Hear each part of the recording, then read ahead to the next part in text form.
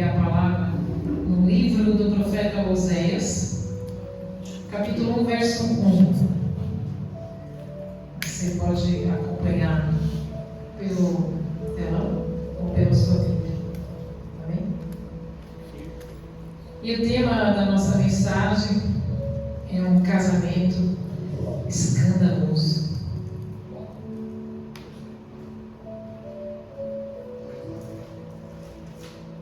Glória a Deus. O Senhor revelou esta mensagem a Oséias, filho de Beeri, durante os anos em que Uzias, Jotão, Acás e Ezequias eram reis de Judá, e Jeroboão, filho de Jeoás, era rei de Israel. Amém? Até aqui. Oséias, um profeta que aparece na época entre os últimos profetas, no século 8 antes de Cristo. O nome Oséias representa salvação. Ele é um profeta chamado por Deus para levar uma mensagem a Israel. Uma mensagem um tanto dura, mas muito impactante. E ele é chamado para levar a mensagem tanto para o reino do norte quanto ao reino do sul. E era um alerta para Israel acerca de um juízo, um justo julgamento iminente por causa da conduta pecaminosa de Israel. Nós sabemos que no ano 930 a.C. houve uma cisão no reino de Israel. Depois da morte do rei Salomão, roubou seu filho sobre o trono. Há uma grande contenda entre eles por conta de impostos. E as 10 tribos do norte se separam das 2 tribos do sul. No sul ficou Benjamim e Judá. Portanto, o reino do sul, que tinha a capital, Jerusalém, chamava-se o reino de Judá. E o reino do norte tornou-se a chamar Israel. Muitas vezes você vai ler na Bíblia Efraim, que são as 10 tribos do norte, qual capital era a Samaria. E então foi separado os reinos do norte e os reinos do sul. Nos reinos do norte, nenhum dos reis foram bons. Eles tiveram 19 reis, 8 dinastias, 8 famílias, 19 reis. Nenhum deles foram bons, corretos, fiéis a Deus. O reino do sul, Judá, tiveram alguns reis bons. E no total eles tiveram 23 reis. Foi um período muito longo em que eles ficaram divididos. E as principais capitais, Jerusalém do sul, ao norte de Samaria. E Oséias, ele pregou na época do rei Jeroboão II. Israel vivia um tempo áureo de prosperidade em todas as áreas. Era um tempo de paz entre as fronteiras. Era um tempo que tinha saúde, né? Porque eles também paz nas fronteiras, porque Israel tinha, como hoje, todas as suas fronteiras de Israel tinham os inimigos. Tinham a Síria, o Egito e a Babilônia. Eles eram cercados pelos inimigos. Algo que até hoje continua. Mas a economia estava muito bem, era um tempo, como eu falei, de prosperidade. Na política ia tudo bem, havia comunhão com a sociedade e a política, tudo ia bem. No Reino do Sul também tudo ia bem. E por esse tudo ir bem, o povo começa a se afastar de Deus, a se distanciar de Deus, porque tudo ia bem, não é verdade? Mas o principal que a Bíblia vai nos contar desse livro de Oséias são 14 capítulos, e eu vou me atentar mais ao primeiro capítulo, ao 7º e ao último, 14º. O que mais Deus vai tratar com a nação de Israel através do profeta Oséias é que a nação se afastou do amor de Deus. Não apenas desobedeceu, mas afastou-se do amor a Deus. E eles começaram a procurar outros ídolos. Outros ídolos para adorar, outros ídolos para amar, outros ídolos para ocupar o centro da vida deles. Eles passaram a não valorizar a presença de Deus, a não valorizar Deus na vida deles. E queridos, o que Deus faz quando isso acontece? Qual a atitude que vocês acham que Deus faz quando as pessoas não só se distanciam dele, mas também passam a não valorizar o relacionamento com ele? Como nós falamos, Deus é gracioso. Você talvez tenha respondido: Deus vai deixar. Porque se alguém não tem um relacionamento comigo, se alguém não me ama como eu amo, se alguém não corresponde à minha atenção, ao meu valor, né? Como diz o ditado popular, coloca a minha viola no saco e vai embora.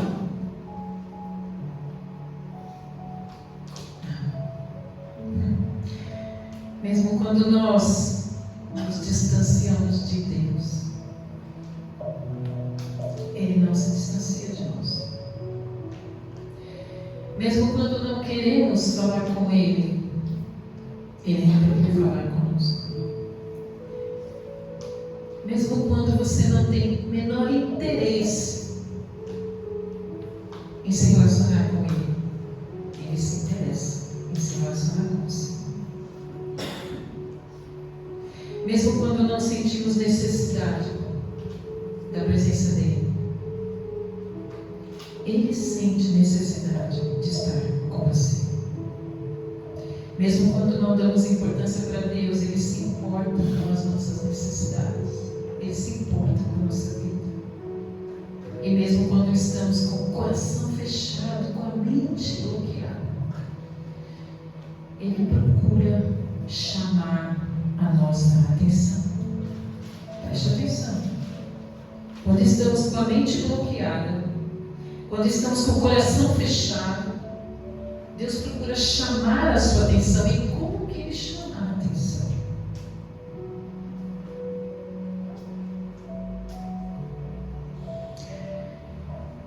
Mesmo quando estamos longe, Ele nos chama para perto. Como? Mesmo quando você está longe, Ele vai te chamar para perto. Ele vai chamar a sua atenção. Como isso, Lígia?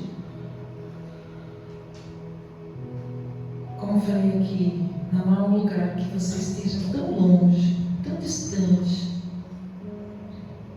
que Ele não possa alcançar você. Mesmo que a gente não sinta a falta dele, Ele sente falta de você. Ele sente saudades de você.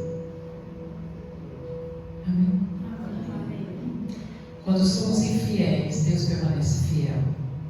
A aliança dele é baseada no caráter imutável dele. E é isso que nós vamos falar hoje. Como é que Deus chama a nossa atenção? Como é que Deus vem nos buscar? Como é que Deus vem nos encontrar? Como é que Deus vem se relacionar conosco novamente? É disso que nós vamos falar. Da história de um casamento escandaloso. Depois da morte de Jeroboão II, que as nações, tanto do norte quanto do sul, estavam prósperas, eles começam com uma decadência. Quem pegou? Estava tudo bem. O povo começa a se distanciar. O povo começa a desvalorizar Deus. Não tem valor. O povo começa a não amar mais a Deus. O que eles começam a amar? Os ídolos. A prosperidade. E aí então começa um tempo em que as nações começam a cair. Vem uma decadência, corrupção política, injustiça social, assassinato de reis. 6 reis foram mortos para que outro pudesse ser colocado no lugar.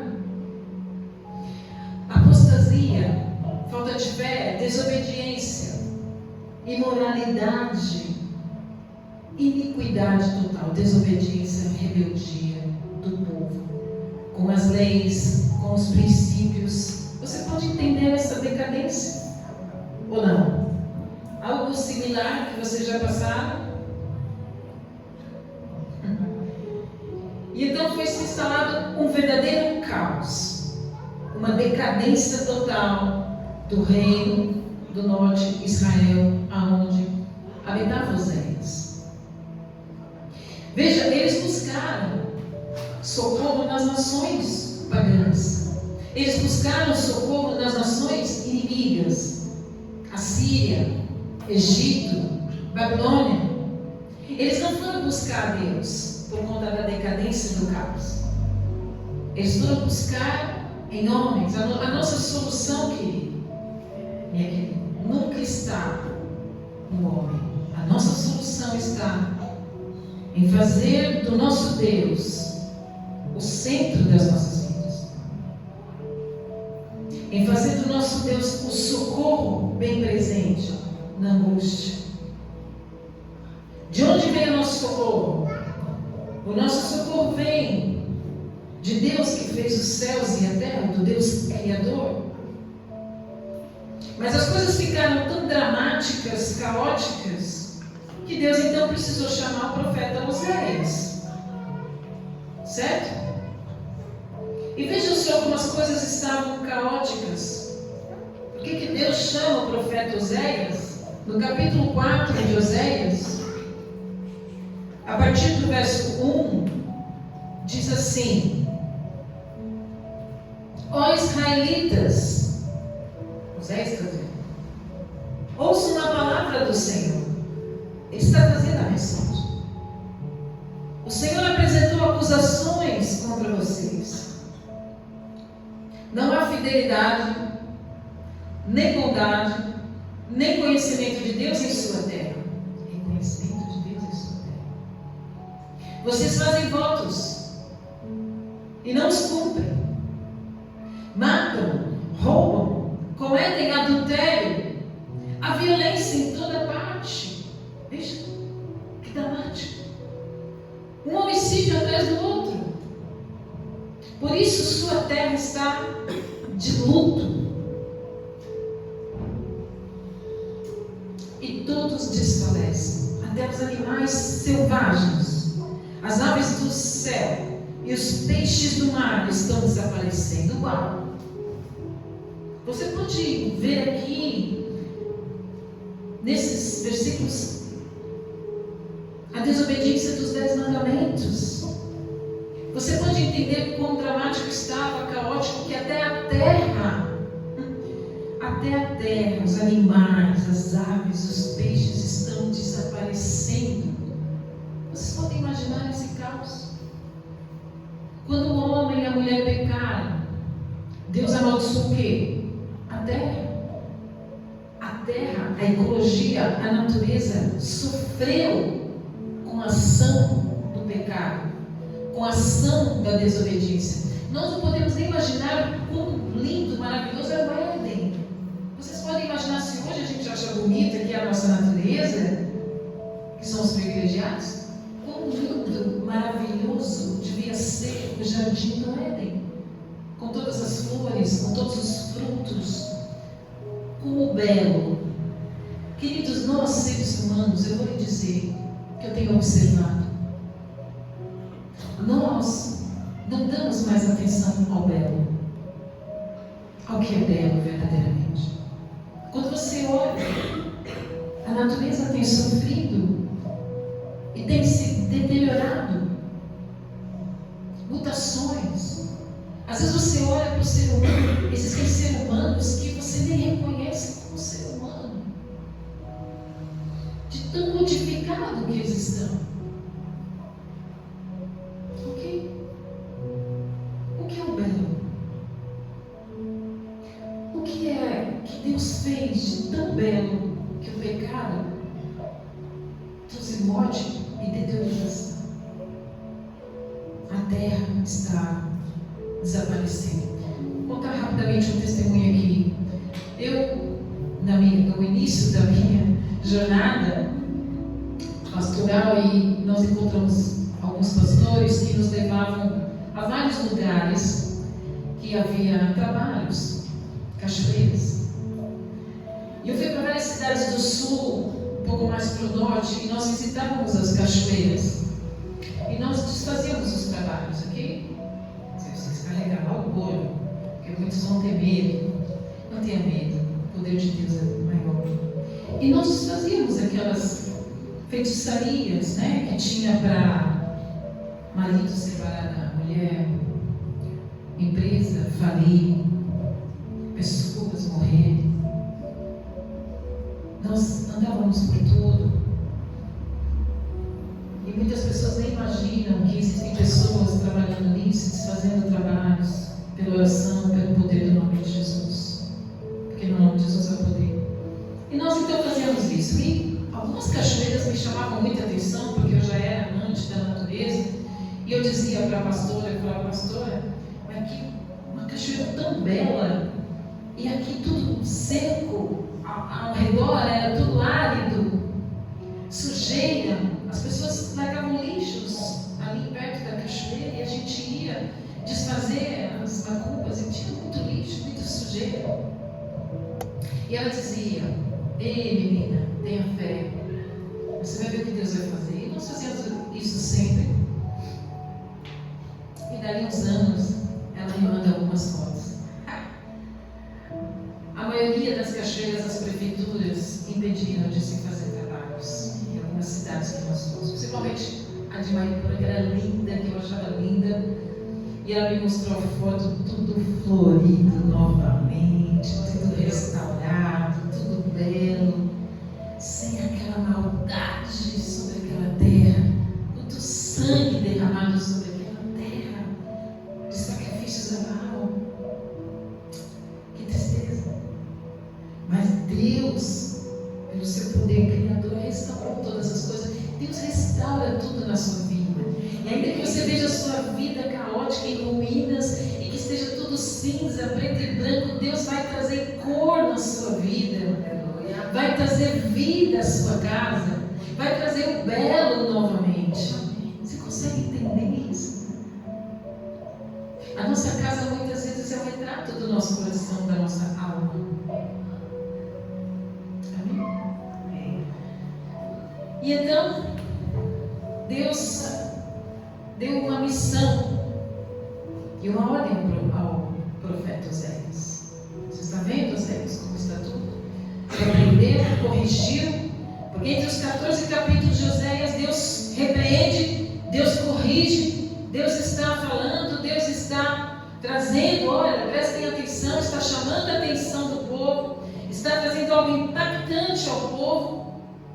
E entre eles, no capítulo 1, do verso 2 em diante, Deus dá uma missão para Oséias. E diz assim: quando o Senhor começou a falar a Israel por meio do profeta vá e case-se com uma prostituta. Para quê? Para que os filhos dela sejam concebidos em prostituição. Isso mostrará como Israel agiu como prostituta ao afastar-se do Senhor. Ei, que mensagem dura, que pedido duro a Oséias. Oséias vai obedecer, gente? Então Oséias se casou com Gomer, filha de Diblaim. Ela ficou grávida e deu um filho a Oséias. Observe aqui, ó, deu um filho a Oséias. Esse filho foi de Oséias. Só este filho. Ela ficou grávida e deu um filho a Oséias. E o Senhor disse: dê à criança o nome de Jezreel, que quer dizer Deus semeia, pois estou prestes a castigar a dinastia do rei Jeú, para vingar os homicídios que ele cometeu em Jezreel. Em Jezreel foi um lugar de homicídio. Em Jezreel foi um lugar de chacina. Em Jezreel foi um lugar de derramamento de sangue. E ele diz: sim, acabarei com o reino de Israel. Nesse dia destruirei seu poder militar no vale de Jezreel. Pouco tempo depois, Gomer engravidou novamente e deu à luz a uma filha. Não sabemos de quem.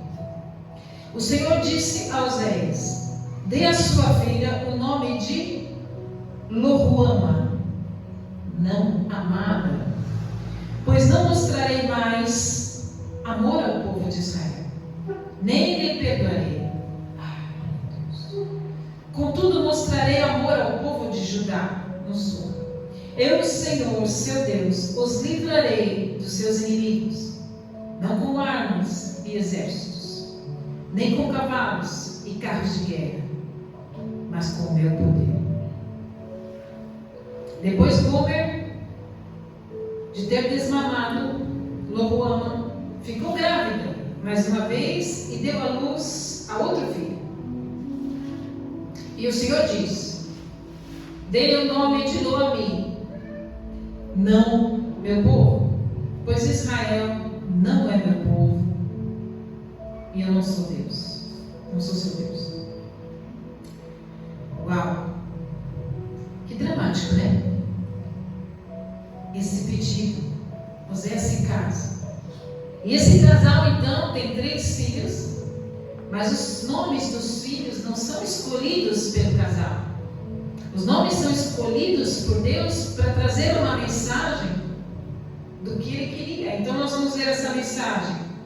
Deus semeia o primeiro filho. Amém? Não amado, não amado, e não meu povo. Deus semeia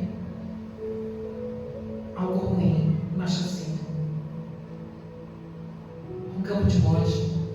Já pensou na escola, na hora da chamada? Ei, chacina. Ei, não amado. Ei, não meu povo. Oséias caminhando na rua. Ah, mas esse é primogênito, Oséias. Como chama? Deus semeia morte. Juízo de Deus. E Oséias obedeceu. Deus disse assim: vai e case-se com uma prostituta. Deus não falou para Oséias: ei, Oséias, vai lá no monte e prega um sermão bem forte para a cidade. Ou então vai nas praças, Oséias, e pregue um sermão expositivo de todas as transgressões do que estão acontecendo. Não. Ele disse: você vai se casar com uma prostituta para exemplificar o que a nação fez comigo. Você já pensou, Oséias, o pai de Oséias? Oséias, vá, procure uma mulher de boa reputação, uma mulher mulher cheia de fé. Procure a filha do pastor. Procure alguém que canta no louvor para se casar. Mas chega a Deus e diz: Oséias, vai nas ruas, Oséias. Caminhe nas ruas, Oséias, e procure uma mulher suja. Procure uma mulher desrespeitada. Procure uma mulher dada às festas. Uma mulher infiel.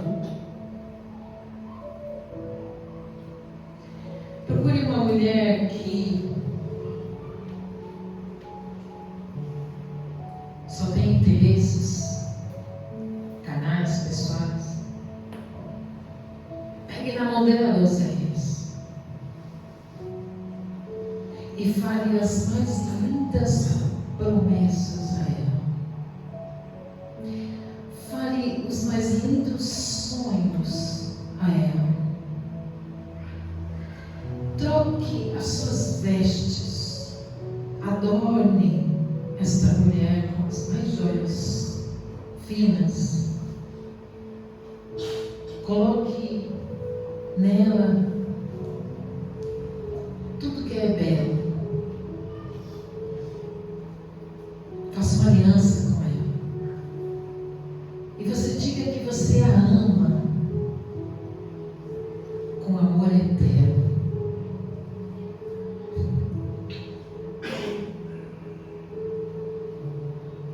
Case-se com ela.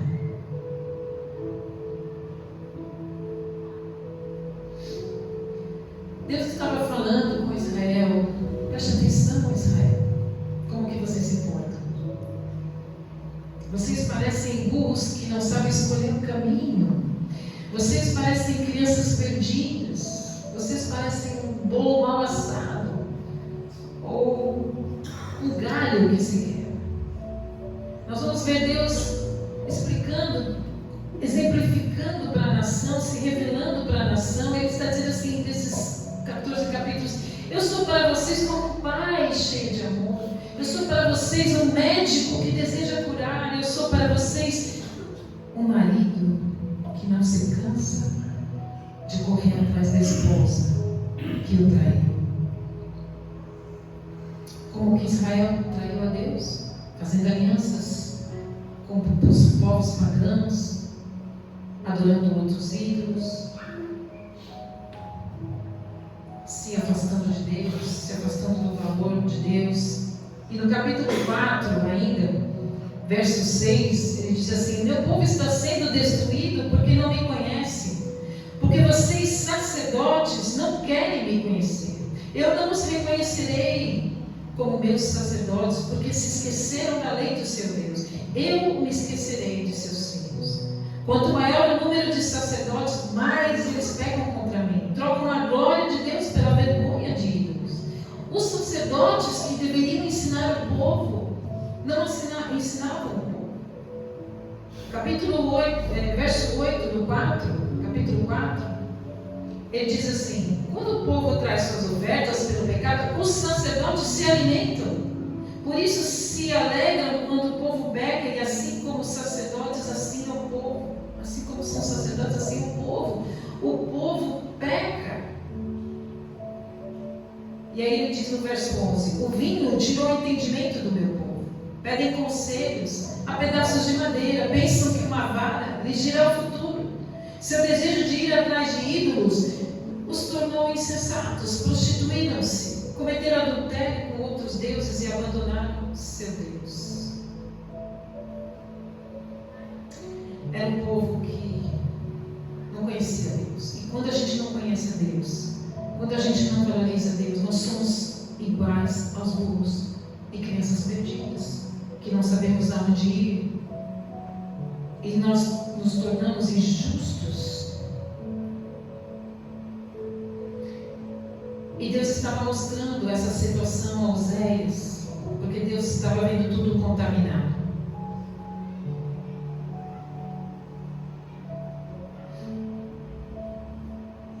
E ele diz: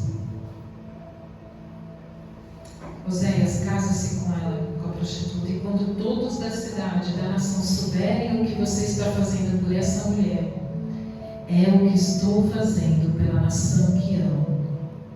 Diga à nação: eu sou o seu marido, Israel é minha esposa. Amém? E Oséias se casa com Gomer. Vocês podem imaginar o escândalo na cidade, um profeta se casando com uma prostituta. Imagina a cidade tentando entender. Você pode entender se um pastor se casar com uma prostituta? Se um presbítero se casar com uma prostituta? Pega essa. Muitas vezes Deus nos ensina o certo por caminhos que para nós são errados. Muitas vezes nas nossas vidas acontecem coisas que nós não estamos entendendo e dizemos assim: por que isso está acontecendo, Deus? O Senhor esqueceu de mim? Olha este caminho. As coisas estão erradas dentro da minha casa. Está tudo complicado, está tudo fora do lugar. Isso não vem de Deus, não é verdade? Se nós vemos um pastor se casar com uma prostituta, vocês vão dizer o quê? Isso não vem de Deus. Mas Deus fala para ele: casa-se com a prostituta, para dizer para a nação que é o que a nação faz para mim. Ela é uma nação adúltera, é uma nação que me trai, é uma nação que vai em busca do que tem interesses pessoais. Porque ele estava dizendo: até os sacerdotes, queridos, não estão fazendo o papel deles. Os sacerdotes estão ensinando errado. Então significa o quê?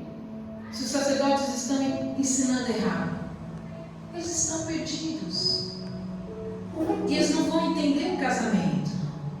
Eles não vão entender que Deus deu 3 nomes para dizer o juízo que Ele ia trazer para a nação. Amém? Então, às vezes a gente está vivendo algo na pele que é horrível, por conta da nossa desobediência. Porque Deus está querendo muitas vezes chamar a nossa atenção e traz para a nossa casa algo dramático, algo horrível, e que a gente acha que Deus nos esqueceu. Quem já viveu isso? A gente acha que Deus não está nesse negócio. Mas jamais nosso Deus nos abandonou. Jamais o nosso Deus nos deixa. Consegue entender isso? Porque quando você está vivendo algo caótico, que você acha que a sua vida foi destruída, Deus tem recomeço. Deus chama a atenção do seu povo com coisas caóticas. Deus chama a atenção do seu povo com coisas dramáticas. Mas é porque Ele quer te reposicionar, para que você tenha um recomeço com Ele.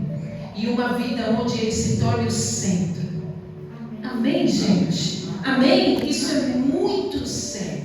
Eu queria que você entendesse isso e não perdesse a atenção aqui nisso, nesse momento. Porque Deus está chamando a atenção das pessoas por esse motivo de um casamento dramático, escandaloso, caótico, totalmente inverso daquilo que seria o normal. Amém? Ok, meninas? Ok, então Deus traz os nomes. Nós sabemos que só o primeiro é o filho dele. Então ele vive um casamento com o primeiro filho sendo dele, de Oséias. Os outros não são mais filhos dele. E depois desse tempo dos 3 filhos, Gomer vai embora. Gomer volta às ruas. Gomer volta a se prostituir.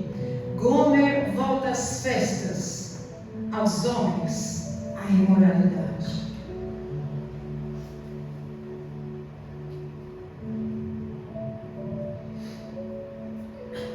Quando algo ocupa o primeiro lugar de Deus nas nossas vidas, quando eu coloco Deus na prateleira,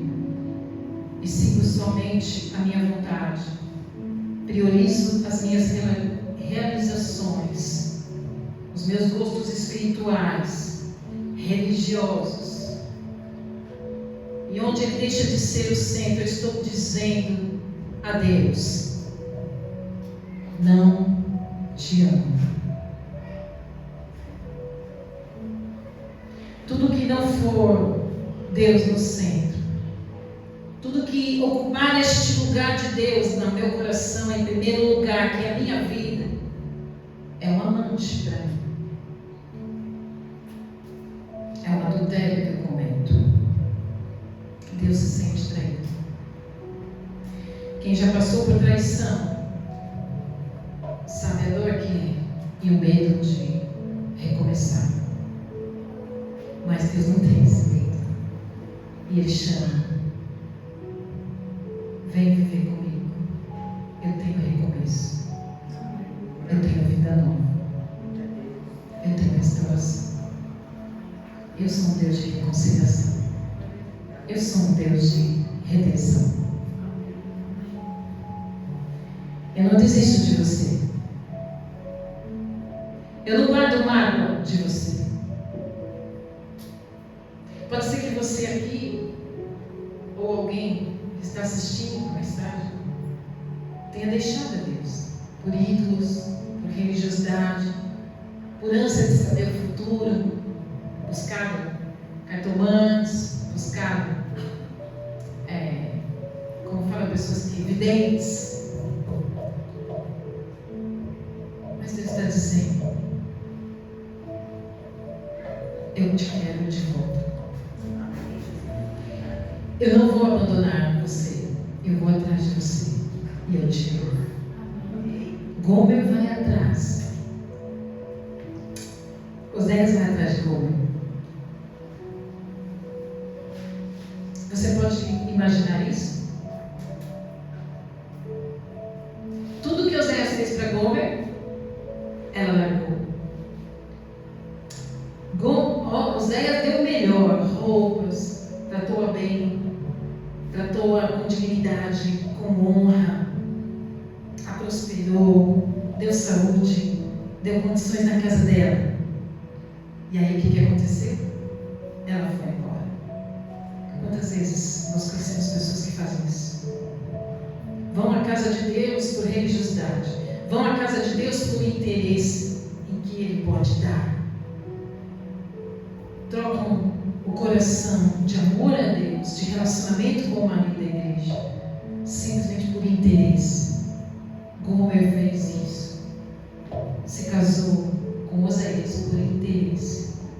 Mas quando acabou o tempo do primeiro amor, ela vazou. Voltou às festas. Mas Oséias disse: volte para casa. Tire essa maquiagem, tire esta roupa suja. Eu lhe dou vestes novas. Venha se banhar, venha se limpar. Deus é essa graça escandalosa. Deus é esse amor escandaloso que nos diz: volta. Engraçado, né? Ele vai atrás. Ele não desiste, Ele não abandona, Ele não nos larga. E Ele continua dizendo: eu te amo. Com amor eterno eu te amei. Aleluia. Vamos recomeçar. Vamos recomeçar. Vamos recomeçar algo novo na sua vida. Algo belo na sua vida. Algo de alegria na sua vida. Algo estável. Algo imutável da minha aliança. A minha aliança e a minha fidelidade é imutável com você.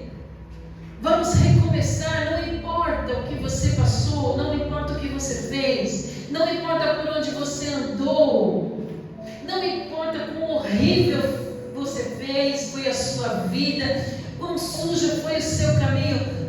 Volta. Volta. Vamos recomeçar desta vez com uma aliança de fidelidade eterna. É isso que o Zé estava falando para mim. E é essa mensagem de Deus que, apesar de nós sermos infiéis, apesar de nós sermos adúlteros, apesar de nós sermos egoístas, egocêntricos, e não ter Deus no centro das nossas vidas, não amá-lo, não valorizá-lo, não glorificá-lo, não honrá-lo, Ele nos honra, Ele nos valoriza, Ele te valoriza, meu amigo, minha amiga, meu irmão, Deus te valoriza. Para Deus você tem valor, mesmo com a sua infidelidade Ele é fiel, Ele é imutável, mesmo com as suas mentiras Ele é verdadeiro. Uau! Mesmo que você abandone, Ele não te abandona. Como eu disse, não há lugar mais longe que você possa ir que Ele não possa te encontrar e te buscar e dizer: volta. Amém. Volta. Eu quero recomeçar. Vem viver comigo. Vem morar comigo. Com amor eterno te amei. Mas vamos recomeçar certo dessa vez.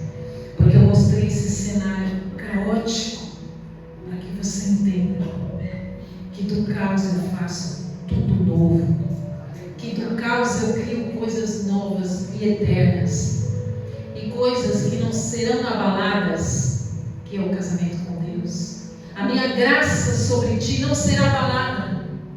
O meu amor sobre você não será abalado. A minha fidelidade sobre você não será abalada. As minhas promessas para você não serão abaladas. As minhas promessas para você são eternas e elas não retrocedem. Você pode entender quantas coisas? Me ajuda aí, gente. Porque vocês podem dar glória. Porque apesar de tudo que Israel fez, de tudo que a gente faz de errado, de tudo que a gente abandona Deus, que a gente não valoriza Deus, Ele valoriza. E eu falo: uau, Deus, nos ajuda a entender a tua graça escandalosa. Mais que um casamento escandaloso, a graça de Deus é escandalosa. Não é verdade? Não é verdade? Nesse casamento escandaloso na cidade, e se fosse na cidade de Ilhabela? Nós vivemos numa cidade pequena, nós sabemos como é.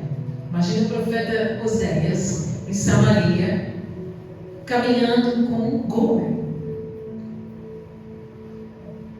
O que iam dizer? Ei, Oséias, estava tendo bem. Cara, né? O que iam falar? Desviou.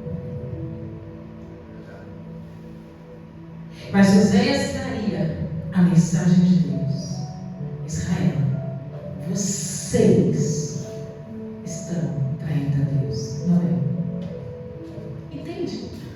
Não é uma coisa doida? Às vezes Deus faz nas nossas vidas e algo que as pessoas vão dizer: você está no erro. Você diz: por incrível que pareça, eu estou no caminho de Deus, que Ele me orientou e me direcionou. Às vezes você vê missionários que falam assim: eu vou agora pregar no Iraque. Aí você fala: oi? Mas Deus me chamou, e quando Ele chama, Ele protege, Ele provê, Ele guarda, Ele dirige, Ele dá vitória. Para onde quer. E aí, no último capítulo 14, nós vamos ver o Senhor dizendo a primeira palavra que resume a mensagem do profeta. Vamos ler? Volte, ó Israel, para o Senhor. Ó Israel, para o Senhor. Volte. Volte. Volte. Volte. Volte. Volte para o Senhor. Da onde você estiver, volte. Recomeça. Recomeça. Não importa onde você viveu, onde você passou, o que você fez. Essa é a graça escandalosa. Mas eu fui terrível. eu fiz coisas terríveis. Não tem problema. Volte. Eu tenho perdão. Olha só o que ele fala. Volte, ó Israel, para o Senhor seu Deus, pois seus pecados causaram sua queda. Tragam as suas confissões e voltem para o Senhor. Digam-lhe: perdoa os nossos pecados e recebe-nos com bondade, para que possamos oferecer-te novos louvores. Toda a história de Oséias com Gomer foi isso. Deus chamou a atenção de uma forma impactante para que eles pudessem entender isso. Vocês precisam voltar, se arrepender dos seus maus caminhos e recomeçar. A Síria não pode nos salvar. Nossos cavalos de guerra também não. Nunca mais diríamos aos ídolos que fizemos: vocês são nossos deuses. Somente em ti os órfãos encontram misericórdia. Então eu os curarei da sua infidelidade e os amarei com todo o meu ser, pois minha ira desaparecerá para sempre. Amém. Aleluia. A graça escandalosa está aqui. A graça maravilhosa está aqui. Que o Senhor diz: olha, eu os amarei com todo o meu ser, pois minha ira desaparecerá para sempre. Desaparecerá. Então ele usou um profeta para se casar com uma prostituta de uma forma escandalosa, para chamar a atenção do povo. De a única coisa que Deus queria não era o mal do povo, era o bem do povo, era curar o povo, é trazê-los de volta, porque Deus é Pai, quer habitar entre os seus filhos, quer habitar com as famílias benditas da terra, quer recomeçar de novo a fazer um povo que expressa a glória dele, que expressa a beleza dele. Amém? Amém. Isso é tremendo, isso é tremendo. E ele diz assim: serei para Israel como orvalho refrescante. Olha como ele fala da natureza. Israel florescerá como lírio, lançará raízes profundas no solo como os cedros do Líbano. Ele está dizendo: se vocês se arrependerem, eu vou esquecer da ira, eu vou esquecer do mal que vocês merecem. E a terra, ela vai florescer, ela vai trazer beleza, ela vai trazer tudo de volta, ela vai frutificar, tudo vai se tornar belo para onde você habitar, para onde você passar. Como ele disse para Oséias: vai lá, pega na mão da prostituta, adorna ela com coisas lindas, coloca uma roupa linda sobre ela, pedras preciosas sobre ela, e diz: eu te amo, deixa essa vida, e fala para ela as preciosas promessas lindas de vida que eu tenho para ela, diz os sonhos lindos que eu tenho para ela, e a ame. Meu Deus, tamanha a infidelidade que a nação era com Deus, e ele dizendo palavras de amor como se fosse um romance. E Gomer, gente, estava nem aí.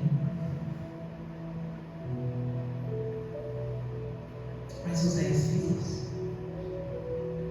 Às vezes ele usa a nossa vida caoticamente para mostrar o amor dele para todos. Amém? Amém. Ele diz assim: meu povo viverá novamente à minha sombra, crescerá como o trigo e florescerá como a videira. Seu aroma será agradável como dos vinhos do Líbano.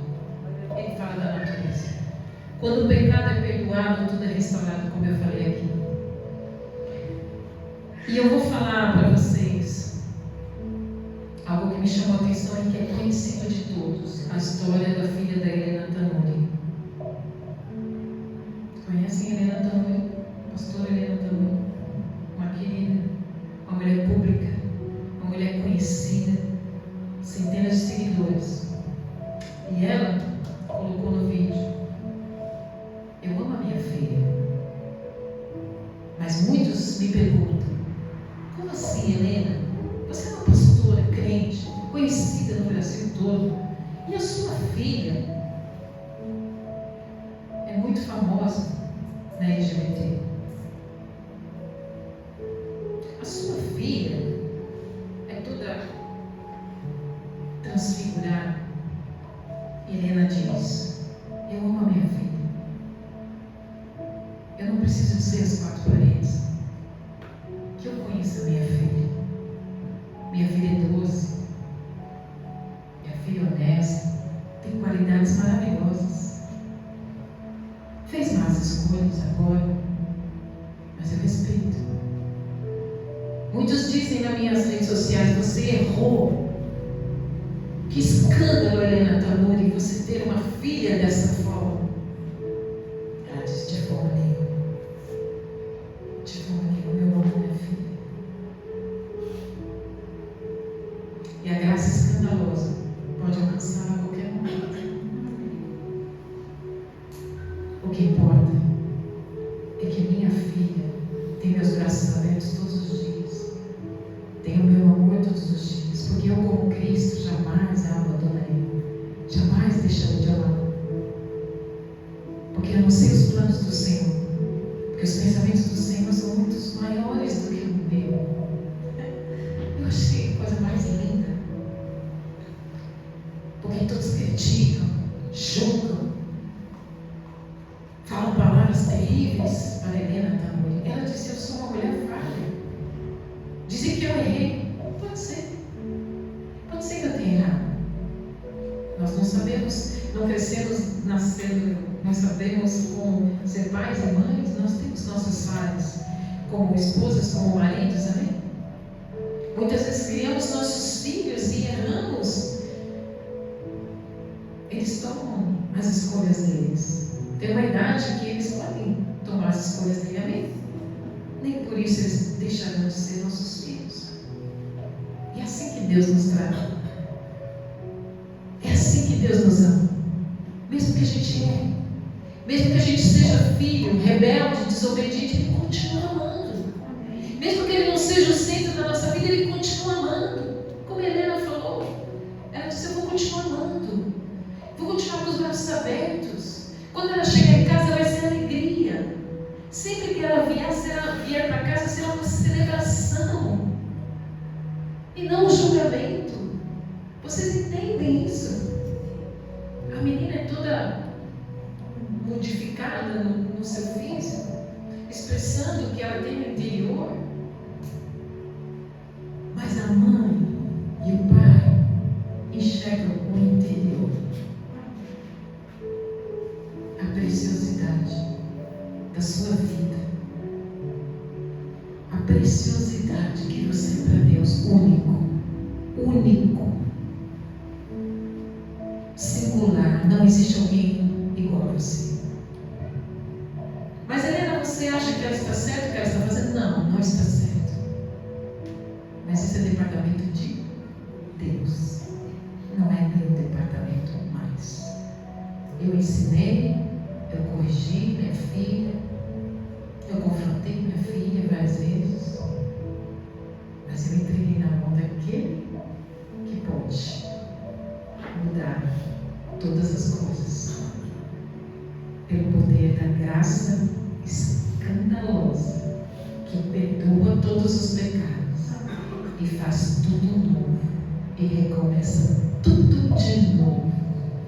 Por isso, meu querido, minha querida, se você tem alguém que você viu que é meio diferente, não julgue, não julgue, não condene, nem pai, nem mãe, nem se condene. Se seu filho de alguma forma anda por alguns caminhos, se seu pai anda por alguns caminhos, se seu irmão anda por alguns caminhos, isso não é seu departamento de julgar. O seu departamento, como o meu e o seu, é amar, é perdoar. Amém? Amém? Fique de pé.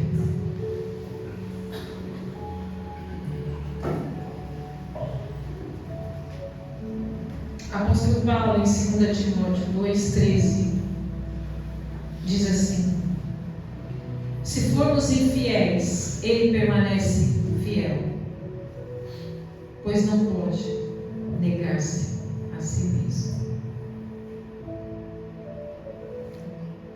Esta fidelidade é o fundamento de nossa esperança e segurança em Deus.